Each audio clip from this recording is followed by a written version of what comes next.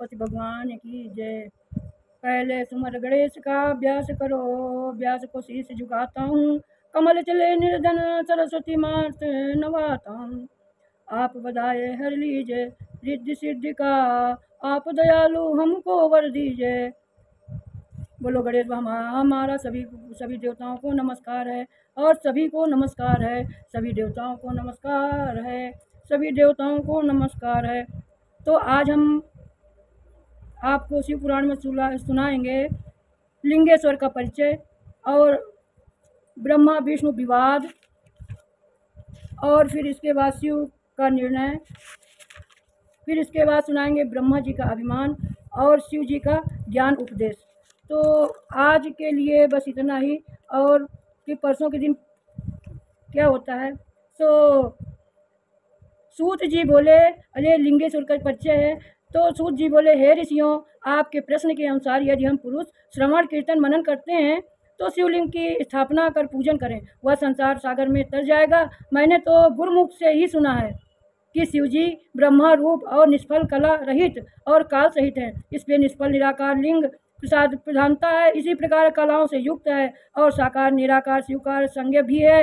अतः लोग शिव को साकार तथा निराकार दोनों रूप में पूजते हैं, और शिवलिंग को प्रकट दर्शन किया दिया था, तभी तो शिव को निष्फल लिंग जगत में पूर्ण हो गया है, और इस कल्याण भोग कर मोक्ष की प्राप्ति हुई।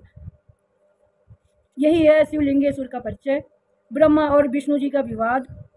तो नंदेश्वर बोले, पूर्व समय में भगवान विष्णु ने अपने पार्षदों से साथ लक्ष्मी जी सहित विशेष शय्या पर शयन कर रहे थे, तभी ब्रह्मा जी वहां आकर पहुंचे और विष्णु जी को पुत्र संबोधन करके पूछा, हे पुत्र, तू कौन है, और उठ, तुझे देखकर तेरा ईश्वर यहाँ आया है। विष्णु यह सुनकर क्रोध को दबाते हुए उनसे बोले, हे पुत्र, तुम्हारा कल्याण हो जाओ, बैठो, तुम्हारा पिता हूँ, कहो तुम्हारे मुख से टेढ़ा क्यों हो गया है।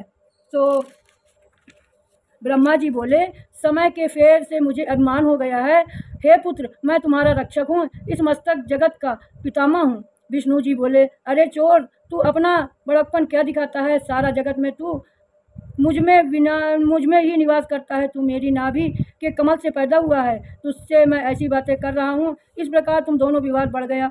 वे दोनों अपने अपने प्रभु को कहते कहते आपस में युद्ध करने लगे, उनके लोग व्याकुल होकर कांपने लगे। तब आप दोनों ही आरक्षता और प्रसन्न करके, और यह तो सारी सृष्टि शिव जी की है, जिन सूल में बिना ही तिनका भी इधर उधर नहीं हो सकता है। अतः लोग शिव जी के पास जाते हैं।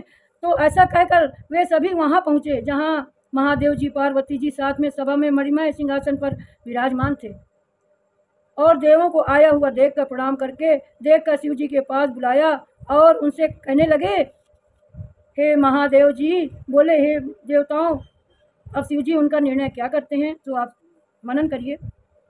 मैंने सुना है कि तू ब्रह्मा विष्णु का घोर युद्ध हो रहा है, तुमने ये लोग महान दुख में हैं, तुम घबराओ नहीं। अब शिव जी ने अपने 100 गणों के साथ वहां पहुंचे। प्रथम तो वो बादलों में छिपकर भीषण युद्ध को देखने लगे, अतः वो परस्पर एक दूसरे का वध की इच्छा के महेश्वर और पशुपत अस्त्रों से प्रयोग कर रहे थे, जिनके प्रयोग से करने से त्रिलोक भी भस्म हो जाता है। इस प्रलय के वातावरण को देखकर निष्फल शिव दोनों के बीच में जाकर तेजोमान अग्नि से चमकने लगे, और स्तंभ लिंग भी प्रकट हुए, और इस समय महातेज वाले स्तंभ को देखने लगे। उसी समय इंद्र अग्नि स्वरूप संभव क्या था, उनका तो पता लगाना चाहिए, यह सोचकर तो शीघ्रता से चल पड़े। विष्णु जी सूकर का रूप धारण करके पाताल में बहुत ही दूर तक गए। वहां ब्रह्मा जी हंस का रूप बनाकर ऊपर आकाश में गए, परंतु दोनों इस तरह से प्रकाशमय लिंग स्वरूप में छोर नहीं मिला। आकाश में एक केतकी का फूल ब्रह्मा जी ने देखा तो उसे तोड़कर ले आए। उन्हें यह निश्चय हो गया कि मैंने जो स्तंभ का छोर पा लिया है, वह केतकी के फूल को लेकर विष्णु भगवान के पास लौट आए। विष्णु भगवान ने एक उनके पैर को पकड़ लिया। ब्रह्मा जी ने उन्हें एक क्षण में जाकर शिव जी के पास क्षण में प्रकट हुए। विष्णु जी भगवान ने उनके चरण पकड़ कर प्रणाम किया। विष्णु जी ने इस महानता का भगवान शिव के बहुत ही प्रसन्न हुए, और उन्होंने प्रसन्न होकर सत्यबाधित प्रसंग का और अपनी समानता प्रदान की। अब ब्रह्मा जी का अभिमान भंग हो गया। किस तरह से? सो आप भी ये भी मनन करिए। और ब्रह्मेश्वर बोले। इनके बाद महादेव जी ने अपनी बाहों को कसकर भैरव प्रकट किया। इसके सामने खड़े होकर भगवान की आज्ञा मांगी और क्या सोचा और क्या करूं। शिव जी ब्रह्मा जी को क्रोध से कहते हुए उनसे कहा, तुम लपत पाती तलवार से ब्रह्मा जी की पूजा करो। और शिव की आज्ञा पाते ही भैरव और केशों को पकड़ लिया और ब्रह्मा जी थर थर कांपने लगे। भैरव जी ने शीघ्र ही झूठ बोलने वाला पांचवा सिर काट डाला और सिरों को काटने के लिए जैसे ही भैरव तैयार हुए वैसे ही ब्रह्मा जी के चरणों में गिर गए। उनके बाद विष्णु जी ने आंखों में आंसू भर भगवान शिव के चरणों में गिरकर ब्रह्मा जी के लिए क्षमा मांगी। और विष्णु जी ने कहा, हे प्रभु, प्रारब्ध में आपसे कृपा करके ब्रह्मा जी को 5 सिर प्रदान किए थे, अब एक सिर तो कट गया है प्रभु, अब आप प्रसन्न हो जाओ। भैरव ब्रह्मा को छोड़कर कहने लगे, हे ब्रह्मा, तूने जिस प्रतिष्ठा और ईर्षारत होकर छल किया है विष्णु जी की शिव जी को भरत स्वामी कहकर अपना 5वां मुख भी मांगने लगे। तब परंतु शिव जी ने कहा, अराजकता भय होकर विवश होकर बिगड़ने नहीं दूंगा। हे पुत्र, मैं अपराधी हूँ।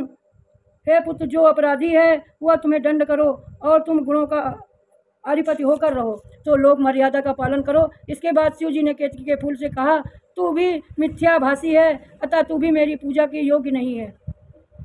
शिव गुरुओं ने उसे दूर भगा दिया और शिव के विनय पूर्वक बोली, हे नाथ, मुझे कुछ देकर सफल कीजिए, मेरे पाप को क्षमा कीजिए। हे प्रभु, इसकी कृपा से क्या दुर्लभ है। शिव जी बोले, हे, मेरा वचन मिथ्या ने कभी नहीं जाता है, सो आप मैं तुम्हें स्वीकार करता हूँ, भक्त तुझे स्वीकार कर लेंगे। इस प्रकार से तेरा जन्म सफल हो जाएगा और मेरा मंडप रचना सौर मौर भी तू ही रहेगा। इस प्रकार से ईश्वर ब्रह्मा केतकी विष्णु की कृपा से देवों के पास गए और देवों ने शिव पूजन की स्तुति की। पुनः शिव जी ने अपनी सभा में आ बैठे। अब शिव जी का ज्ञानोपदेश, शिव जी क्या ज्ञान उपदेश देते हैं, तो सुनिए।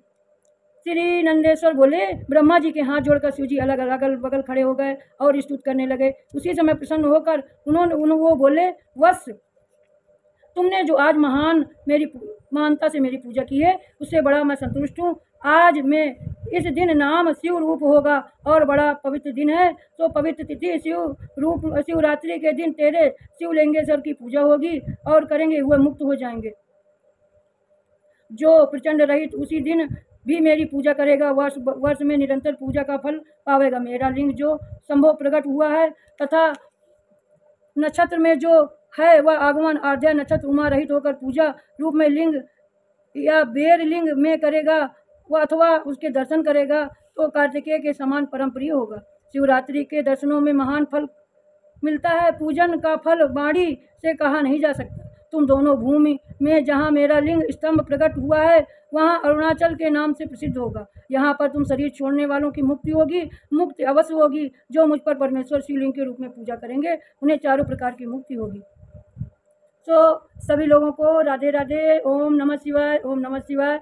इसी तरह से अब कल के लिए फिर हम लोग मिलते हैं। तो सभी को ओम नमः शिवाय, ओम नमः शिवाय, ओम नमः शिवाय। बोलो शंकर भगवान की जय।